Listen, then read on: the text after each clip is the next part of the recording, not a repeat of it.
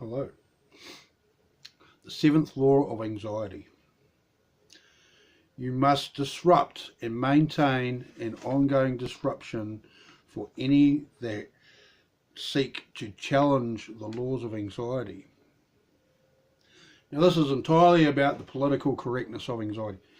Anxiety is a political entity because it governs language and thought, and because it's a political entity, there is the political correctness of anxiety.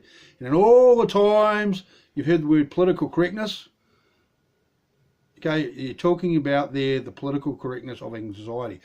The political correctness according to anxiety.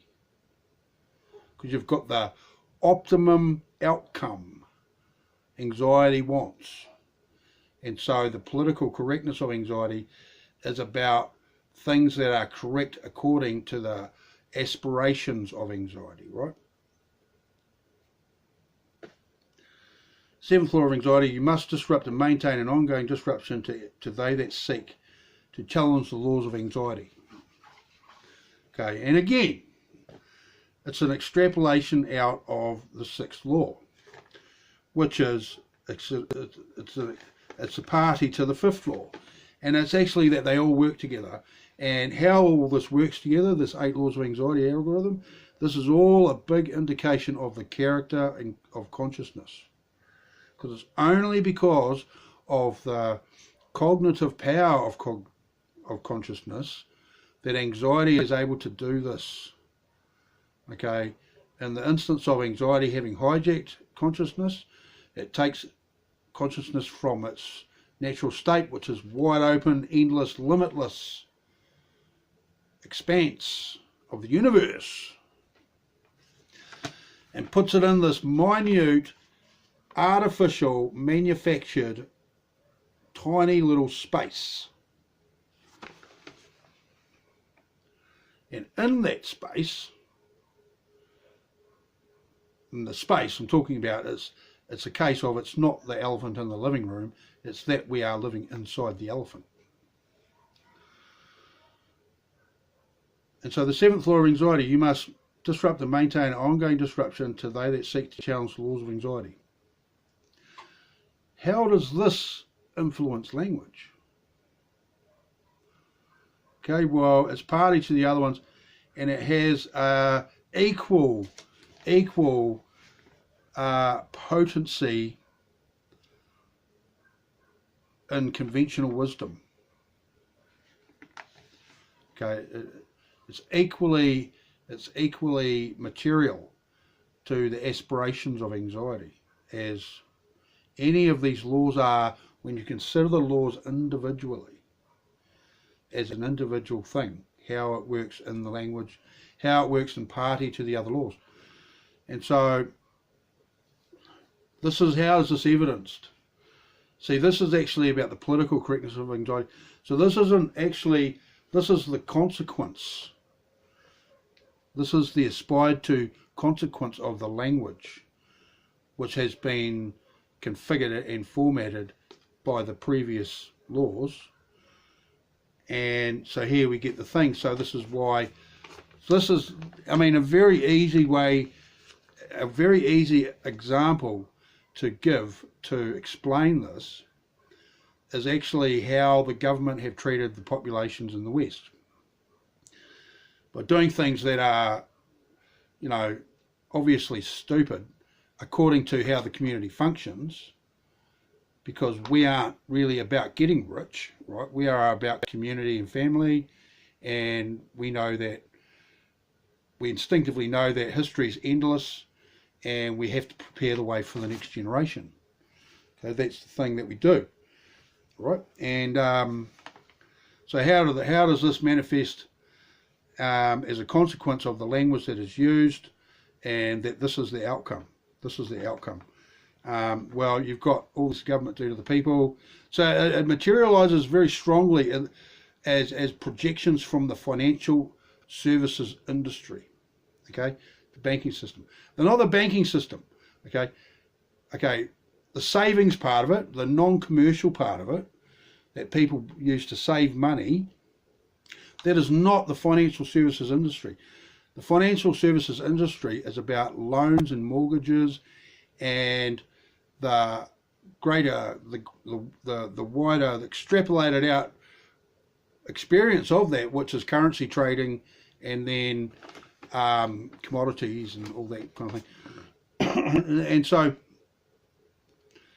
you've heard many times that confidence can actually rock the stock market, bring it down, you know.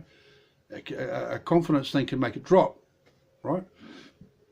It's because they're using the belief that anxiety is wisdom and virtuous to philosophically underwrite the whole practice of what they're doing, right? And confidence is something that you know, anxiety needs people to have confidence in it for it to be the moral authority, right? So you know, they project downwards, and they've got all these things. They bring these questions like the education system, crime, the health system, military conflict, overseas news, you know, drugs, you know, working environment, wages and conditions, labour situation, the labour market situation, what else? Food, right? There's like all sorts of reports of, oh, this is actually really bad for you, and you know, there's all this stuff injected into the public sphere about food and our consumable things, all the things we consume. Yeah, there's all this stuff going on, like the Y2K thing. Remember that? They thought all the computers in the world wouldn't be able to understand the number 2000, and they thought all the computers would actually self-destruct because they couldn't understand, they couldn't cope with the fact it was 2000, and it was like, that was just projecting an irrational fear into the public. And so the seventh law of anxiety is you must disrupt and maintain an ongoing disruption to they that seek to challenge the laws of anxiety. So specifically, the people of the country, in the West anyway, and generally everywhere really, we generally project consciousness. Collectively, we get together and we say, this is needing to be fixed up, you know, and then they will counter that, they will push back against that by anxieties, and they preempt us all the time. So what have I got in my memory about that? Housing shortages. Okay, housing shortages, medical drugs cost, okay, electricity cost, and all this stuff. And because in New Zealand, right, our electricity was built and paid for by the public, and now we've got to buy electricity off our own system. And so this is the thing of it. The government wants to appear the authority, and so it makes us buy electricity from them, where they would get exactly the same result, according to them, if we had free electricity, because we'd only be spending that money anyway, right? And it could change the dynamic of society, the fabric of society, because that would lead to a more freer mind, and then the creative spirit would get a lot more attention.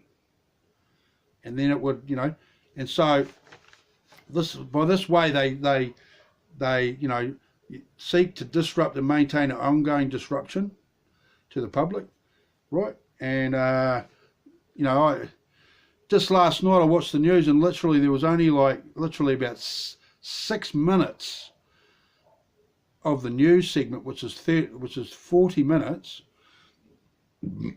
that was actually about New Zealand. Every other story on the night news, 6 o'clock news, was about the US or England. And so by these means, they inject things into the collective consciousness here that are irrelevant to us, but it's implied that they're really important. Okay, and so all I can say is that really they want New Zealanders to believe that we don't have a country, actually. Now that's really the impression I'm getting from how the amount of New Zealand news on our news and the amount of foreign news on our news, right? And so yeah, and so that's how it's done. But you know, that's what the government do. And then we've got what have we got? I mean, they like to do that. So they've really altered. They've taken control of the music. Okay, back in the late 90s, a whole lot of things happened in the late 90s, like there was all sorts of live music venues in one of the cities here. All sorts of live music venues were seemingly shut down overnight, where there was live acts, bands, you know, playing. Then it was all this DJ stuff came out, right? And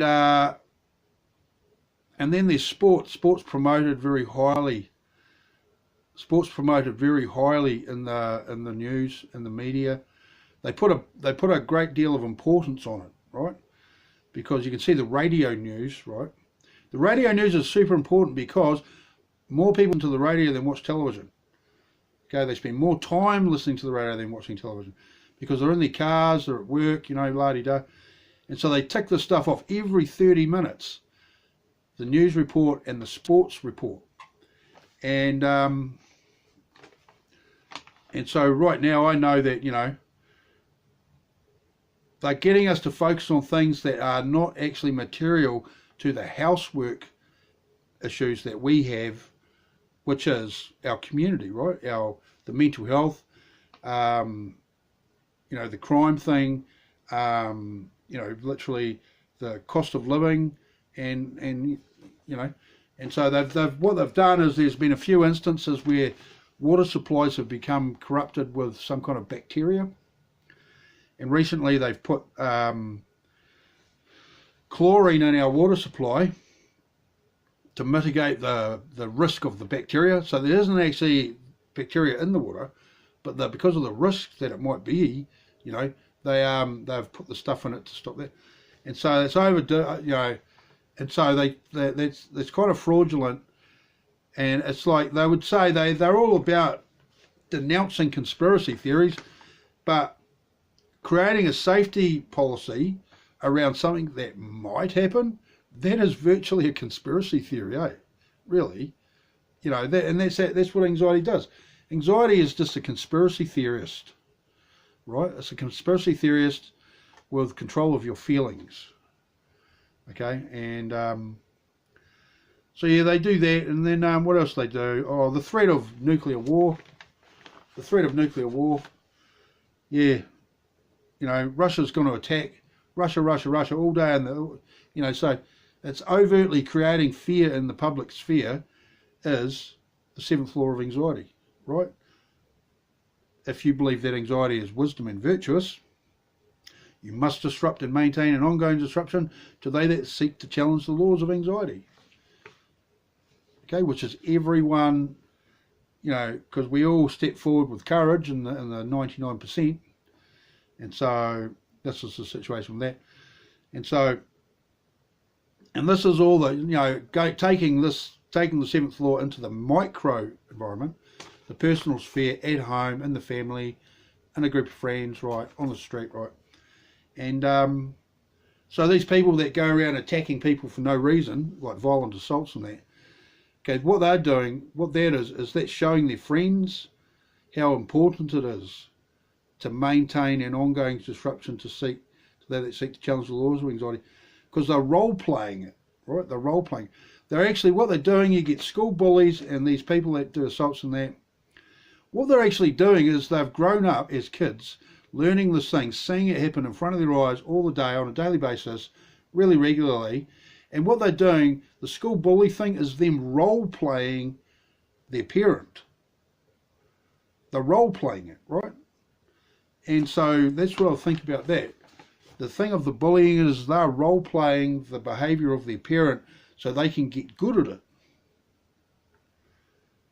Because they know the 6th law is you must always express loyalty to the laws of anxiety, and they know you must, the 5th law of anxiety, you must acquiesce to they that are expressing the most anxiety.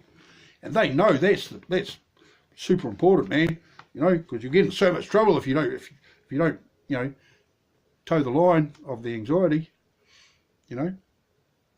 And so in that instance of the abuse of, you know, household where there's anxiety sufferers and they're getting angry a lot and having arguments a lot, you know, that's not the big problem with that. See, a child can compartmentalise two people arguing because it's a separate thing, but it's how the communication between the adult and the child gets loaded with these subtle reminders,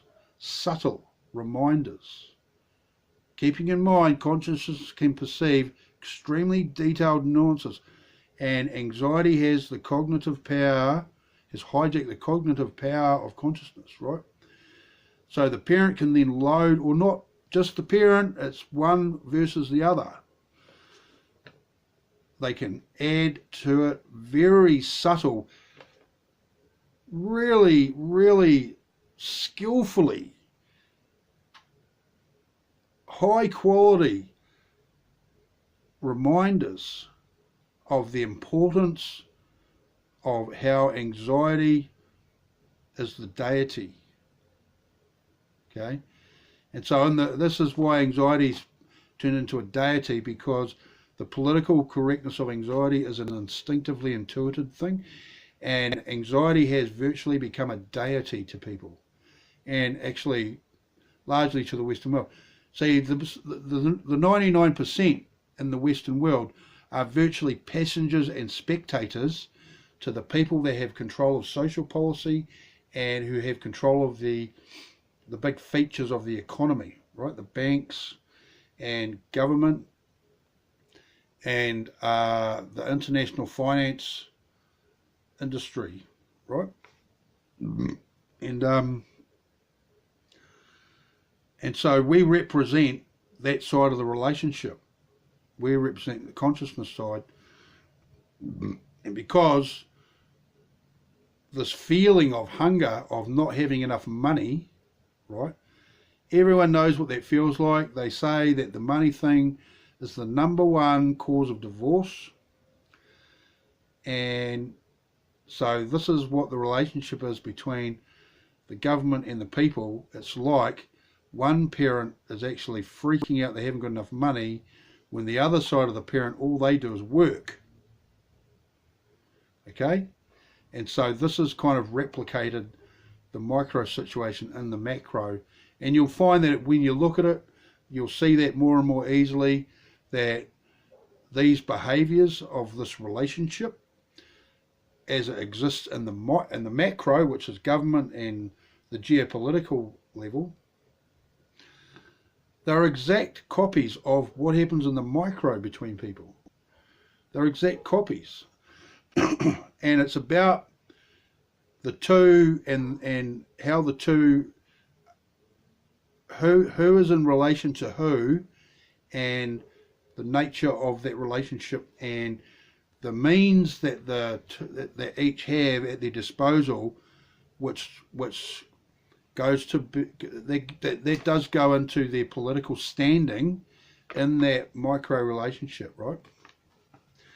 And so that's something I've noticed, because I mean, you only have to look at in the UN Security Council. You just YouTube up UN Security Council Syria, and you'll see the exchanges between the Russian representative and the US representative, right? And you tell me who's on each side, because I know who's on whose side, and I mean, and this is why it's been said that this thing of anxiety's hijacked the government, and that's why the foreign policy of the US is according to Jewish values, and the actual foreign policy of the people of the US is to have a barbecue. You know, they've got no issue with other countries, man, and it's because the American way is to express consciousness, and so that's why they've had masses of creativity, and why they're actually really wealthy. They're not really wealthy because of the resources. They're wealthy because of their, you know, because consciousness is compelled to be creative. And so that is why America has become wealthy. And so in all the West countries, the reason that we're wealthier than everyone else is because we value consciousness, and we want to express consciousness.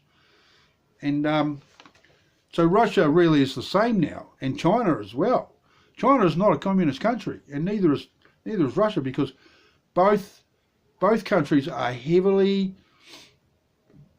they are actually capitalist societies. And you know what? China has always been a capitalist country. That's the fact, man. That's the only thing that they've been doing for thousands of years. Work, small business, family, you know, this is the only thing they've actually ever been doing. And so, you know, and all the streets of Russia, mate, it's the same. It's just people trying to make a living, trying to have enough to eat. But they had, you know, both countries had inflicted on them the massive anxiety attack, which is communism. And if you look at the 8 laws, this is why that happened. This is how a few little people that seemingly had more resources than them, which made it appear like they had more consciousness, because the function of money is the great imposter of the function of consciousness. And they came along and talked everyone into the 8 laws. You know, showed them evidence why they must acquiesce to they that are expressing the most anxiety. You know, like the Russian Revolution I mentioned in the other video there. They came along and told all the peasants, all the workers, that they had the most anxieties and they should overthrow the leaders of their businesses and communities. And they had every right to, because they had the most anxiety. And so once that was achieved, then the government showed the people that the government's got the most anxiety, and it flipped it around. And this is all according to the function, and you know, this is all according to the event of anxiety in the mind, right? So there's your 7th law. There's your 7th law, man. And number 8 next.